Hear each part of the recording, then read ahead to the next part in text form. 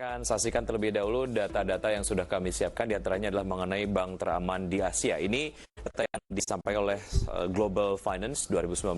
Dari Singapura ada Bank DBS, kemudian dari Malaysia ada Maybank, di Indonesia ada Bank BCA. Ada beberapa indikator-indikator penilaian lah ya, mengapa kemudian bank-bank ini dikategorikan sebagai bank teraman di Indonesia ataupun di negara-negara yang lain. Di antaranya adalah keamanan yang baik, peringkat jangka panjang mata uang, dan kepemilikan aset terbesar di dunia. Dan kita akan kembali bahas mengenai perkuat keamanan industri keuangan di Indonesia dengan Pak Joshua Pardede, Kepala Ekonom PT Bank Permata Tbk. Pak Joshua, mengenai kasus fraud industri keuangan di Indonesia, ataupun mungkin specifically soal fraud di industri perbankan di Indonesia. Kalau kita lihat kasusnya cukup sering terjadi, apa yang miss sebetulnya? Kalau Anda tadi lihat secara regulasi sudah sangat mumpuni lah, dan juga memiliki durability lah ya, ataupun mungkin endurance yang memang sangat-sangat baik. Tapi kalau kita lihat dari sisi oknum internal perbankan sendiri, sejauh mana sebetulnya dari sisi regulasi dapat mengatur secara detail supaya hal serupa tidak terjadi? Ya, oke. Jadi tadi terkait dengan POJK lagi, nomor 39 2019, ini juga bank juga diwajibkan membentuk sebenarnya unit kerja ataupun fungsi dari bagian dari bank tersebut untuk bertugas menangani penerapan strategi anti fraud. Ya, jadi tentu bagian tersebut ya tadi akan menerapkan ya, akan mengimplementasikan ya peraturan-peraturan yang tertuang dalam POJK tersebut, sehingga ini akan diterapkan pada internal prosedur peraturan masing-masing bank ya. Dan tentunya tadi di situ adalah kita tahu bahwa ini menjadi kewajiban dari perbankan ya, untuk jadi masing-masing bagian tersebut dan juga dewan direksi dan juga komisarisnya juga punya peran ya untuk tadi meningkatkan awareness dari internal karyawan terhadap tindak fraud tersebut ya, sehingga kalau ada edukasi, ada culture yang dibangun di perbankan tersebut terkait dengan tindakan fraud, tentu perbankan akan lebih pengawasan dari internal perbankannya sendiri akan lebih baik. Dan tadi terkait dengan sumber daya manusianya juga kita harapkan ini tidak sampai kecolongan ya, sehingga tadi karena itu juga kita juga perlu menerapkan juga misalkan kebijakan whistleblowing. Jadi kalau misalkan ada salah satu oknum yang ingin melakukan fraud, tentu kan ada pihak-pihak lain ataupun rekan kerjanya yang bisa langsung melaporkan ya kepada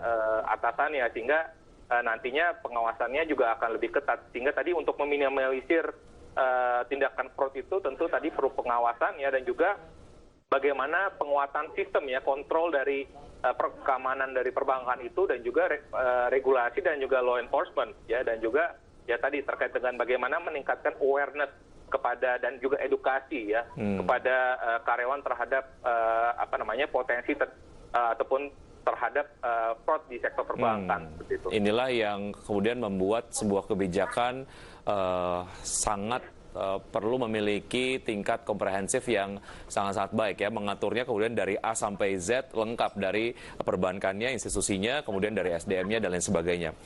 Pak Joshua, dari sisi industri sebetulnya seberapa ketat Anda melihat proses screening dari calon debitur lah ya, yang melakukan pengajuan kredit ini, tentu saja untuk meminimalisir kasus fraud yang terjadi. Tapi kemudian kalau kita lihat dari kasus-kasus yang kemudian sudah berlalu, ada kasus-kasus yang melibatkan debitur existing, artinya ada proximity lah ya antara si debitur dengan internal dari bank sendiri, sehingga ada proses-proses yang mungkin merasa sudah dekat dengan debiturnya gitu, ada proses-proses yang terlewatkan.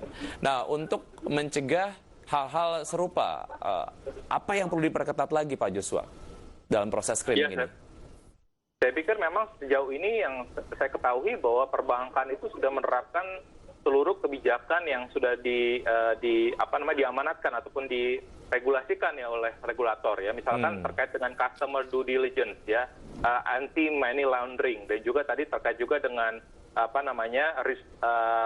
fraud risk management ya, dan saya pikir satuan-satuan kerja dari seluruh bank itu sudah menerapkan hal itu. Jadi tentu yang harus diperkuat lagi tadi bagaimana supaya tadi terkait juga dengan screening ya. Tentu kan pada saat misalkan kalau kita know your customer-nya sudah sangat screeningnya sudah sangat baik, tentu kan tadi hal-hal yang berpotensi terjadi misalkan anti money laundering ataupun terjadi fraud itu bisa kita minimalkan gitu ya dengan adanya tadi screening di awal ya, know your customer, dan juga 5T untuk misalkan analisa kredit dari calon debitur memang harus diperketat ya, enforcement dari sistem dari manajemen risikonya sendiri ya.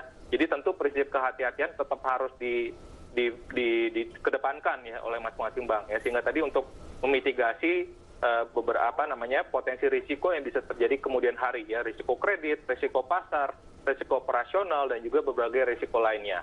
Ya, Pak Joshua, bagaimana sebetulnya upaya untuk melakukan pemutakhiran data mengenai sektor-sektor bisnis yang memiliki tingkat risiko yang tinggi, dan juga pemutakhiran data mengenai data-data debitur lah ya, ataupun profil-profil debitur, calon-calon debitur lah, yang mengajukan kredit kepada perbankan. Ini juga mungkin dapat menjadi salah satu upaya untuk meminimalisir praktek-praktek fraud ke depan. Ya, terkait juga dengan pengkinian data ya, itu juga pengkinian data nasabah itu juga tentunya perbankan kami terus lakukan ya, supaya tadi know your customer itu benar-benar customer itu benar-benar diprioritaskan ya, dikedepankan ya. Karena kalau kita sudah mengenal nasabah kita, mengenal debitur kita, tentu potensi risiko fraud tadi bisa kita minimalkan ya. Tentunya ya tadi dengan penegakan hukum, dan juga bagaimana penguatan sistem kontrol dari manajemen dan juga dari sisi Dewan Komisaris ya terhadap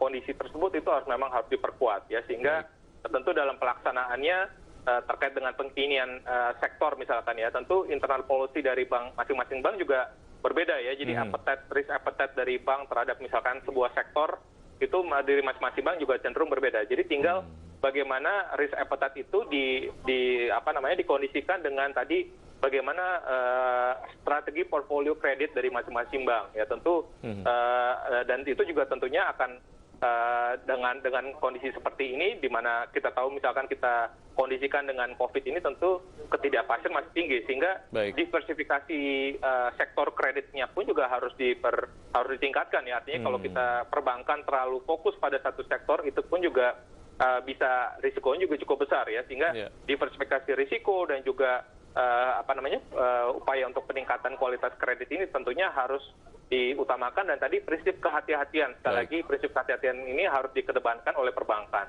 Ya, Pak Joshua, kita masih ada satu segmen, kita akan lanjutkan usaha jeda berikut ini, dan tetap di Market Review, pemirsa, usaha jeda kami kembali.